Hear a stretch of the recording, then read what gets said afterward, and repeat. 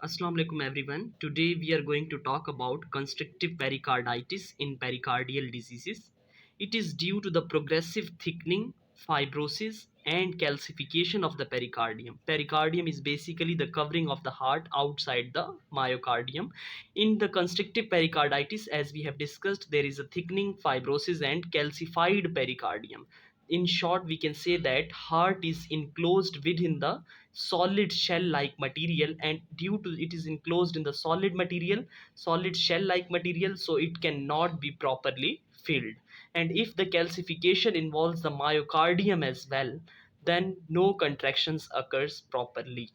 Now look at this diagram. Suppose this is the pericardium and it is fully calcified and thickened and fibrosed, and there is, due to calcification, there is, it is compressing the heart. So due to the compression on the heart, the size of the heart is reduced. Due to reduced size of the heart, suppose if this calcification involves the myocardium, due to involvement of myocardium there is impaired contractility. In short, we can say that there is diastolic failure, that heart is unable to relax properly during the filling phase. So this is diastolic failure or diastolic dysfunction. Due to diastolic dysfunction, there is a backward flow of the blood from ventricles back into the atria, and due to backward flow of the blood there is more pressure in the superior and inferior vena cava, and in from the left ventricle back into the left atrium as well. So there is, due to this reason, during the contraction there is reduced cardiac output because of improper filling, improper contraction. There is reduced stroke volume and reduced cardiac output from the aorta side. Now come to the causes of constrictive pericarditis. The most common cause of constrictive pericarditis is tuberculous pericarditis. This is one of the major cause of constrictive pericarditis. The other rare causes involves hemopericardium, that is blood within the pericardial sac, viral pericarditis, rheumatoid arthritis, post radiations, and uremia in renal failure patients post cardiac surgery, especially the surgery related to the heart. So these are the various causes, but the most important cause is tuberculous pericarditis. Now come to the clinical features. As we have discussed previously, due to the backward flow of the blood, there is a systemic venous congestion. There is a backward flow of blood, more high pressure blood into the superior and inferior vena cava. So the systemic venous congestion, this is the hallmark of the constrictive pericarditis. So this is hallmark feature of constrictive pericarditis. More features of right sided heart failure are more prominent as compared to left sided heart failure. And there is a fatigue. This fatigue is because of reduced cardiac output from the aorta. As we have discussed previously, due to reduced cardiac output, fatigue like features occurs. And the features of right sided heart failure, that is due to backward flow of blood, there is a venous congestion, especially the hepatomegaly, that is hepatic congestion occurs. So hepatomegaly, ascites, that is fluid within the peritoneum, and peripheral edema, all these features are because of the right sided heart failure. And there is raised jvp, this is because of the same reason. And Kussmaul sign is positive. This Kussmaul sign, as we have discussed it in the restrictive cardiomyopathy as well, it is also positive in other pericardial diseases. This Kussmaul sign is very important. That is, during the inspiration, normally during the inspiration, there is a more blood flow back into the veins and into the right side of the ventricle. But in this case, due to the constrictive pericarditis and impaired filling and impaired contractility, there is a backward flow of blood even during the inspiration. Normally during the inspiration more filling, but in this case during the inspiration there is no proper filling occurs and there is a backward flow. That's why there is raised jvp or distended jvp during the inspiration as well. So during inspiration raised jvp, this is called Kussmaul's sign, and it is also positive in other pericardial diseases. The other important clinical feature is pulsus paradoxus.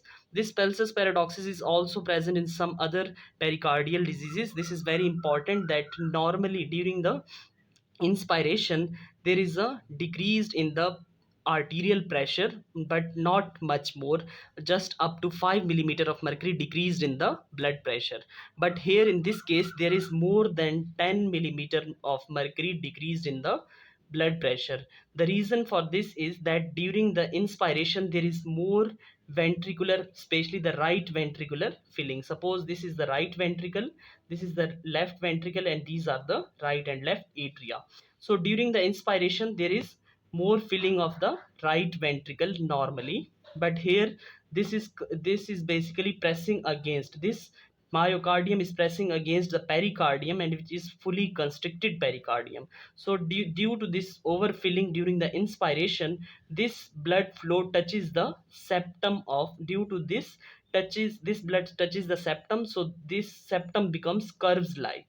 So there is impaired left ventricular filling, so decreased blood in the left ventricle. Due to decreased blood during inspiration in the left ventricle, there is reduced stroke volume and reduced cardiac output. So there is exaggerated or more decreased in the arterial pressure, more than 10 millimeter of mercury during the inspiration. This is called pulsus paradoxus.